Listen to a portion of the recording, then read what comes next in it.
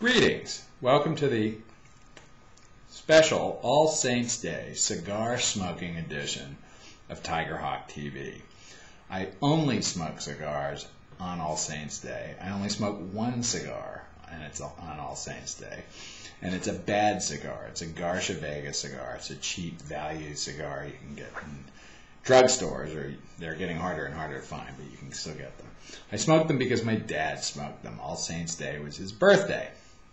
And ever since he died about 10 years ago, on his birthday, I smoke one of these cigars, and it reminds me of him. So I always think, I think of him when I do this. And in the last 5 years since I've had the blog, I usually write a post that I'll put up some of the links below this video so you can see some of the posts I've written about the annual Garcia Vega cigar. Anyway, I did a couple things today that reminded me a little bit about my father. He was a conservative in a liberal college town, much as I am. He was chairman of the history department at the University of Iowa for many years, including in the late 60s and through the 70s there. So it was quite a left-wing time in a left-wing town. But nevertheless, he was true to his principles, even if it somewhat annoyed his colleagues around him. I think back then people approached all of this stuff with a greater sense of humor, perhaps, than they do today. I was reminded of a couple of things. One was in 1972, when my father was one of the rare Nixon supporters on the Iowa faculty.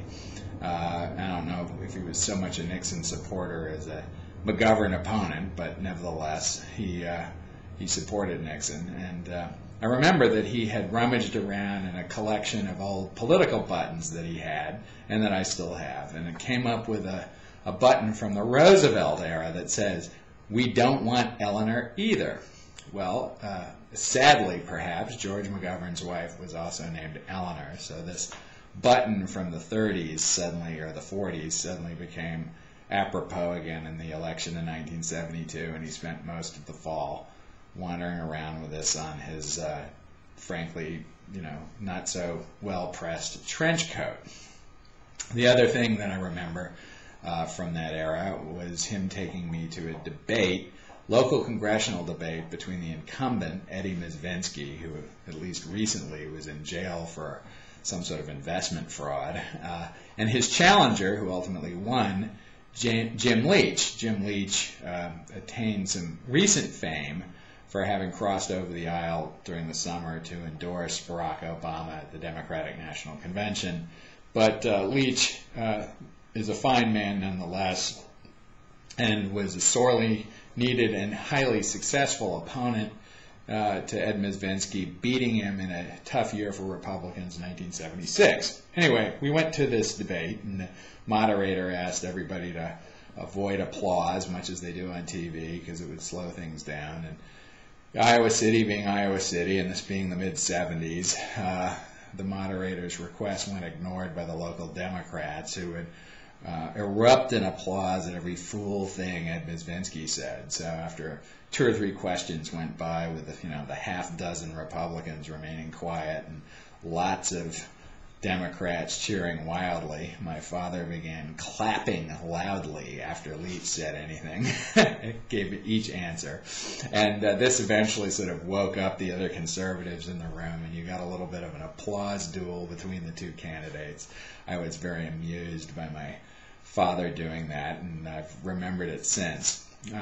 Anyway, I remembered all of that today because only after the day, actually, I got up in the morning and I had a similar impulse. It was about 5:30, and I went downtown to get some coffee, and I for whatever reason, planted a few McCain signs on public property in downtown Princeton, highly trafficked areas. Highly entertained with myself that local Princetonians would wake up and see a stray McCain sign planted on public property.